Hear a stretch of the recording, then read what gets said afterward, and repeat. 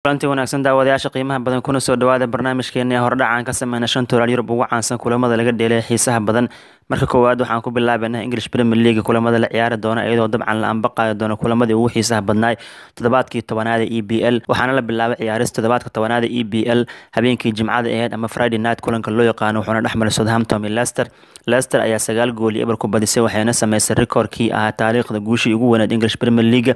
waxayna barbareen kooxda Manchester United oo dabcan sanadii 1999kii naadiga Ipswich Town 9 gool iyo eber kaga badisay kooxda Brendan Rodgers hogaamiyeen haatan waxay soo fariisteen kaalinta labaad ayadoo ciyaartan Ayoza Perez ciyaaryahanka Spanish 3 leh uu dhashay salamada Jamie Vardy 2 jeer oo shabaq gaaray Leicester waxay ku jiraan waqti qurux badan 10 kulan ciyaarana waxay leeyihiin kooxdan 20 dhibcood 6 kulan ayay guuleysteen 2 ciyaarna barbardhac ayay galeen 2 ciyaarna waa laga badiyay Rodgers iyo kooxdiisana waxaa la dhigi karaa lama hor istaagi karo markii loo fiiriyo sida quruxda badan xilli ciyaareedkan ay ku socdaan bal markaan aan eegno jadwalka Premier League diiwaan gashan la ciyaari doona Sabtigi Axad taariikhda ee 26 Oktoobar ilaa 27 Oktoobar kulanka ugu soo horeeyay EPL waxaa daha ka qaadi doonta kooxda Man City oo soo dhaweynaysa naadiga Aston Villa kulan soo gali doona labadii barda hornimo ee xilliga Geeska Afrika haddaba kulankan xog ahaan maxaa laga diiwaan gelinayaa sida dabcan haatan diiwaan gashan ciyaartan xiisaha badan waxay gaar u noqon doontaa Sergio Kun Aguero oo sugi la in kulankan la bilaabay Itixaad ka bilaabo labadii barda hornimo ee Geeska Afrika sababta sidaas loo leeyahay waxay tahay afarta kulan ugu dambeysay Premier League oo kooxda Aston Villa wajahay Kun Aguero 6 gool ayuu ka dhaliyay waliba waxaa xusid mudan dabcan saddexdii kulan ugu dambeysay garoonka Itixaad ku qaabilay ciyaaryahankan Aston Villa in 5 gool uu ka dhalishay marka waxaa lagu sharatamayaa Aguero gool la'aan inuu san bixi doonin xitaa waa macquul inuu 3 leey ku tuurto markii laga cabir qaato kooxdan rikoorka wanaagsan uu ka haysto kulamada la dheeli doona shanta galmo xilliga Geeska Afrika waxaa kamid ah Brighton, Everton, Watford, AFC Bournemouth, West Ham United iyo Sheffield United halka kooxda Chelsea ay la ciyaari doonto naadiga Burnley ayagoo safar ah todobadii iyo barfiidnimo ee xilliga Geeska Afrika Blues waxay doonayaan rikoor u gaar English Premier League inay ka sameeyaan sababtoo ay Chelsea haatan saddexdii kulan ugu dambeysay safar ay aadeen waxay ku badinayeen 3 gool iyo ka badan ama waxa loo yaqaan 3+ goals sidoo kale tan ciyaar walba waxa goolal ku yeelanay saddexdaas kulan ee safarka yihiin labada wiil ee holaca ah Mason Mount iyo Tammy Abraham Chelsea hadii uu soo gashay in mar afraad isku xigtay ay safar ku badiyaan 3 gool ay dhalshaan ka badan waxay noqon doontaa taariikhda markii ugu horeysay English Premier League oo ay Blues sidaas sameeyaan Blues waxaan u rajaynaynaa marka rikoorka Lampard iyo kooxdiisa higsanayaan inay u soo gashay maanta kulanka dabcan fiidka ay la ciyaari doonaan kooxda kubadda cagta ee Burnley oo safar u yihiin kulamada Axad Premier League 27 Oktoobar kulanka ugu horeeya wuxuu dhexmari doonaa Newcastle United iyo Wolves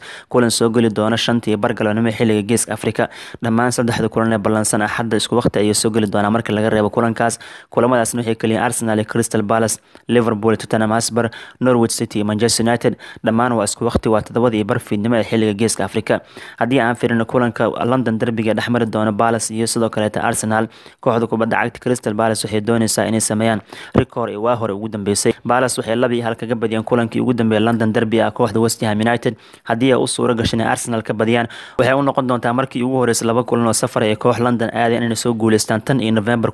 1997 sidaas ma aysan sameeynin ama 22 sano ka hor ugu dambeysay Crystal Palace oo 2 kulan oo isku xigto London derby ay safar yihiin labada kulan ba soo guuleystaan sidoo kale markii la fiiriyo kooxda Eagleska saddexda kulan ugu dambeysay London derby ay safar aadeen hal gool ayay soo gaareen halka markii la barbardhigay 15 kulan ee ka horeysay London derby ay safar aadeen 10 ciyaarood laga soo badiyay 3 ciyaarna barbardhac ay galeen 2 ciyaarna ay guuleysteen dhinaca markaan fiirino kulanka adaga Liverpool Spurs dhexmari doona ay soo galay 7 barfiidnimo xilliga Geeska Afrika Liverpool waxay doonaysaa iskoor badan inay sii wadato kooxdan haatan 48 kulan ugu dambeysay Premier League ee ciyaarta hal kulan kaliya laga badiyay waana ciyaartii Janaayo 2009 Man City ay ka badiyeen kulankaasna waxaa la dhigi karaa midkii waa horyaalka ay ku seegaan xilli ciyaareedkii hore 48daas kulan markii kulankaas meel iska dhigay Liverpool waxay guuleysteen 39 kulan oo kamid ah 8 ciyaarood kamidna barbardhac ay galeen kooxda kale marka waxay qabatameen guulaha Premier League ee joogtada ah waxaa intaas dheer kooxda Spurs oo lacag ku heen doona booqashada garoonka Anfield sababtoo ay Liverpool 44 kulan haatan Premier League lagama badan Anfield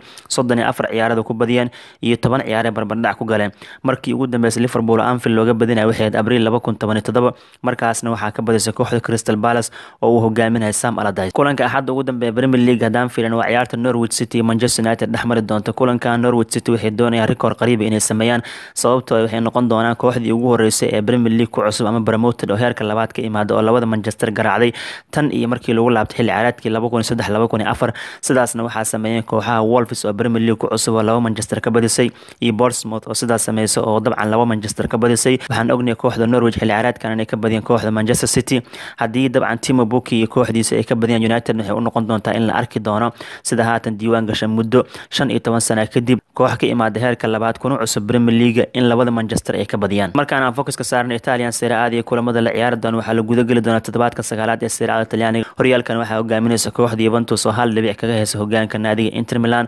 kulamada sabtiga la ciyaaraya Juventus ayaa dabcan bilaabi doonta safar waxay u yihiin kooxda Lecce kulan soo gali doona 4 galabnimo ee xilliga geeska Afrika waxaa xigi doona isla sabtiga Inter Milan inay Parma soo dhaweynayaan kulan dabcan soo gali doona 7 fiidnimo ee xilliga geeska Afrika halka sabtiga sidoo kale kulanka ugu dambeeya Genoa iyo Brescia uu dhaxmari doona 9:45 daqiiqo Lecce hadaan fiirno Juventus kulankan xiisaha badan maxaa laga leeyahay marwada duqda macalinkeeda Mauricio Sarri wuxuu ku dhawaaqay Ronaldo kulanka inuu ka nasin doono mas'uuliyadana waxaa qaadan doona sida darteed ciyaaryahanka lagu magacaabo El Babita ama Gonzalo Higuain kooxda Lecce waxay rabaan bandhigooda fiican inay sii wataan naadiga Fabio Liverani hogaamiyo toddobaadkii dhawaa waxay ka naxsadeen kooxda AC Milan 2-2 kula soo galeen garoonka San Siro sida darteed waxay rabaan layaab kale inay sameeyaan marwada duqda taaka u dhigaan ciyaartan waxaa la leeyahay dabcan haddii si gaar loo fiiriyo xogta ka diiwaan gashay waxay noqonaysaa 15 kulan Juventus Serie A Talyaaniga ee safar u aadeen kooxda Lecce in 3 kulan oo kamid laga badiyay 3 ciyaarna barbardhac ay halkaas ku soo galeen 9 ciyaarna way guuleysteen kulankan waxaa la mas'uuliyad waa inuu qaato El Babito oo dabcan ka garab ciyaari doona Paulo Dybala maadaama Ronaldo la nasinayo sidoo kale hadaan fiirino kulanka Inter Milan iyo Parma dhaxmaray toddobaadka fiidnimo xilliga geeska Afrika Giuseppe Meazza Stadium ka bilaaban doona waxay ka dhigantay kooxda Antonio Conte inay doonayaan guulahooda inay sii wataan toddobaadkii hore waxay 3-4 ayagoo safar kaga badiyeen kooxda Sassuolo waxa uu xigtay bartamihii toddobaadkii hore inay 2 gool Borussia Dortmund kaga badiyeen UEFA Champions League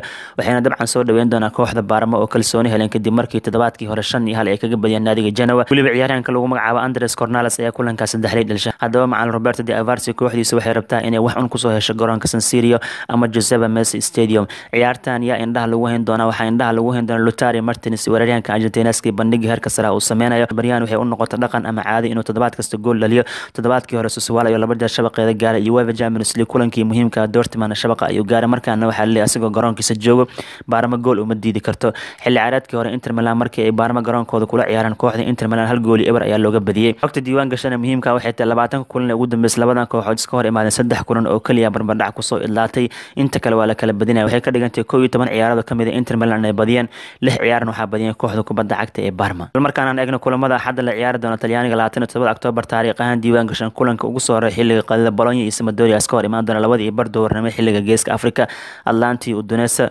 Torino iyo Cagliari Spal iyo sidoo kale kooxda Napoli kulamadaas aan ka dhawaajin waxay soo gali doonaan 5 galabnimo ee xilliga geeska Afrika sidoo kale markaan fiirno Roma iyo waxa iska hor imaan doona big match iyo kooxda kubadda cagta AC Milan ciyaar soo gali doona 8 fiidnimo ee xilliga geeska Afrika sidoo kale kulanka ugu dambeeya Serie A Talyaaniga wuxuu dhaxmari doonaa Fiorentina iyo Lazio kulankaana wuxuu soo gali doonaa 10:45 xilliga geeska Afrika ama dabcan 5 saac oo rawi dhiman maadaama xilliga Yurub oo xad isbedeli doono kulanka Spal iyo Napoli dhaxmaray xadda 5 galabnimo xilliga geeska Afrika soo galay maxaa laga diiwaan galinaa maxaa laga qorayaa kooxda Carleto Ancelotti waa isla qabsatay dhawaanahan guul ayay gaareen markii loo fiiray 2 kulan ugu dambeysay guul muhiim inay gaareen safarkii Champions League Salzburg ay ka soo badiyeen iyo kulan Serie A Talyaaniga ay badiyeen kooxda kubadda cagta lagu magacaabo Napoli haatan waxay fadhiyaan kaalinta afraad 6 dhibcoodna waxay ka hooseeyaan hogaamiyaasha horyaalka Juventus kulankan waxaa lagu kalsoon yahay Napoli guul inay gaari karaan xilli ciyaareedka hore kooxda Napoli markay safar u tageen garoonka Spal 2-1 ayay kaga badiyeen kulankan waxaa indhaha lagu hayn doonaa ciyaaryahan Alan Braziliankan wuxuu jacayl gaar u qabaa kooxda Spal sababtoo ciyaaryahankan waa kooxda kaliya dhibanaha u noqotay inta badan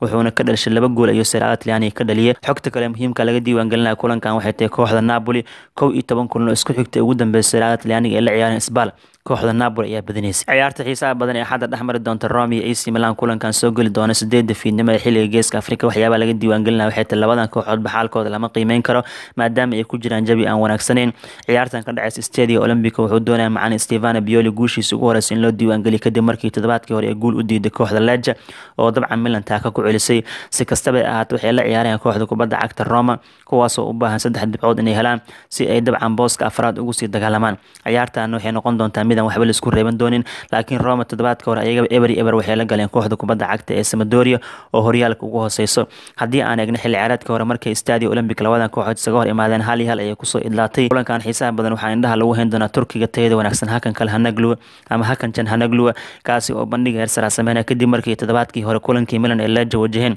goolna dhalishay goolna caawinaad ka geystay xogta kale muhiimka waxay tahay labadan kooxood 11 kulan ugu dambeysay ay ku ciyaareen Stadio Olimpico 6 ciyaarado kamid ah barbardhac ayay ku soo adkaatay saddexda kale kooxda Roma badisay labada kale tan AC Milan ayaa badisay marka waa ciyaar lagu sharatami karo ama lagu saadaalin karo barbardhac inay ku dhamaan karto marba hadii 11 kulan ugu dambeysay 6 kulan oo kamid Stadio Olympic labadan koox barbardhac ay ku galeen marka ugu xiisaha badan Serie A Talyaaniga wuxuu ka dhici doonaa Stadio Artemio di Franchi waxaan iska hor imaan doonaa Fiorentina ilaa si ciyaar laba kooxood oo weerarkooda aan la celin karin kulankan labadan kooxood waxay u baahan yihiin guul haatan waa isku dhibcamin 12 dhibcood ay leeyihiin kooxdu uu hogaamiyo Simone Inzaghi waxay ku jiraan marxalada wanaagsan sababtoo waxay isku dheelitiran lahayn UEFA Europa League iyo sidoo kale Serie A Talyaaniga kulankooda ugu dambeeyay safarka Europa League waxaa ka badisay kooxda Celtic ayaa ka badisay dhanka Vincenzo Montella markaan fiirnay xilli ciyaareedkan bilowgii si wanaagsan muusan ugu bilaabay labada kulan ugu horeysay laga badiyay kadib bandhig fiican ay soo ceshteen inkastoo toddobaadkii hore ayagoo 3 gool isku xigtay gaaraan ugu dambeyntii kooxda Brescia ee taaka u dhigtay xilli ciyaareedkii hore labadan kooxood markay iska hor imaadeen hal ay ku kala bixeen garoonka Fiorentina lagu dheelay tan muhiimka kulankan laga diiwaan gelinayo waxay tahay Lazio 11 kulan ugu dambeeyay Serie A Talyaaniga ee Fiorentina wajaheen Lazio gool la'aan aysan bixin sidoo kale 11 kaas kulan toddoba kamid kooxda Lazio ayaa badiyeen laba ciyaarna barbardhac ku ilaatay laba ciyaarna kooxda kubadda cagta Fiorentina ayaa badisay taas hadii laga cabir qaato waxay u badan tahay marka kooxda Lazio inay guul qaadan doonaan inkastoo dabcan Frank Ribery iyo kooxdiisana aan la irsan karin kana fiirino Spanish La Liga ama La Liga Spain iyo toddobaadkan kulamada la ciyaar toddobaadkii 10aad ee la ambaqaa doona Liga Spain laakiin waxa xusid mudan ciyaartii El Clasico way baaqatay ee Barcelona Real Madrid dhaxmar leeyahay waxay ka dhigan tahay marka toddobaadkan Sabtida iyo Axadda Isniinta kulamada la dheeli doono in dabcan Barcelona iyo Real Madrid aysan ka soo muuqan doonin kulanka ugu adag toddobaadkan La Liga Spain wuxuu dhaxmari doonaa Atletico Madrid iyo Atletico Bilbao kulan dabcan Sabtida lagu balansay ama caawa la ciyaari doono 10 habeenimo ee xilliga Geeska Afrika kooxda Diego Simeone waxay doonayaan guul muhiim inay gaaraan sababtoo ah Simeone kooxdiisa haatan waxay fadhiyaan kaalinta lixaad waxay leeyihiin 16 dhibcood hadii ay guuleystaan waxay ku dhibcan noqon doonaan Barcelona oo min 19 dhibcood ay wada yeelan doonaan waxayna u baxayaan kooxda Atletico Bilbao aan ka fogeyno ayagana 13 dhibcood leh kulankan waa mid xiiso badan waxaana xusid mudan La Liga Spain Jimcaadii in la bilaabay ciyaaristiisa kooxda Villarreal waxay 4 gool halka ka badiyay naadiga Deportivo La Corona bal markaan aan fiirino German Bundesliga ciyaaraha ka jiro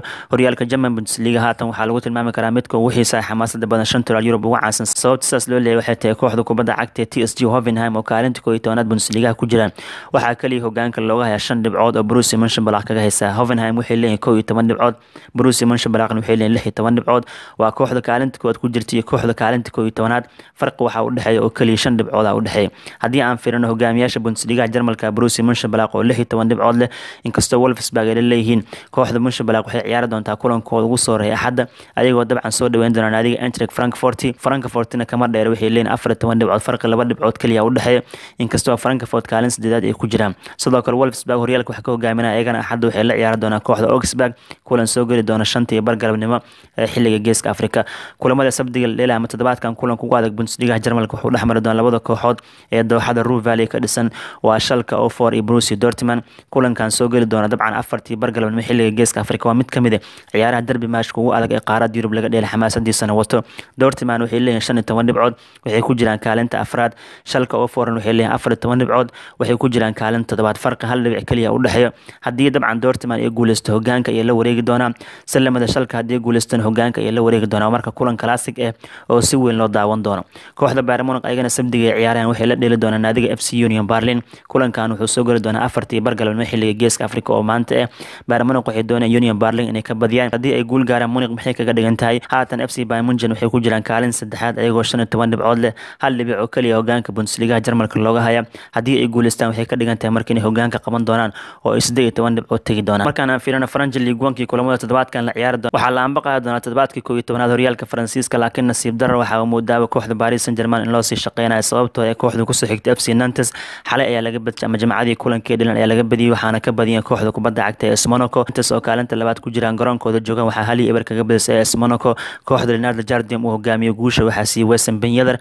Monaco waxay gaareen guul muhiim ah waxayna kaga dhigan tahay Monaco haatan inay soo gaareen kaalinta 8aad Paris Saint-Germain Axadda waxay wajihi doonaan kooxda Marseille waana mid kamid kulamada ugu adag qaaradda Yurub ee dabcan aad iyo aad ku xiisaha badan Axadda 27 October 11 habeenimo xilliga Geeska Afrika ama 5 saac habeenimo ay iska hor imaan doonaan Paris Saint-Germain Olympique Marseille waana laba kooxood xifaaltan soo jireen ka dhaxeeyo Paris Saint-Germain kaalinta koowaad ay ku jiraan waxayna 6 dhibcood ka sareen kooxda Nantes oo kulankii dabcan ay ciyaareen laga badiyay Marseille waxay ku jiraan kaalinta afraad oo waxay leeyihiin 16 dhibcood ay leeyihiin guud ahaan barnaamijkeeni hore dhacaan ka sameeyay shanta Yurub ugu caansan intaas ayaan ku soo ilaalinaa hadii aad tahay saaxiib nagu cusub fadlan channelkayga subscribe saar like iyo share iyo comment ka marno fikirka ay ka dhiibo kulamada aan falanqeynay waxyaabaha laga filanayo assalaamu calaykum warahmatullahi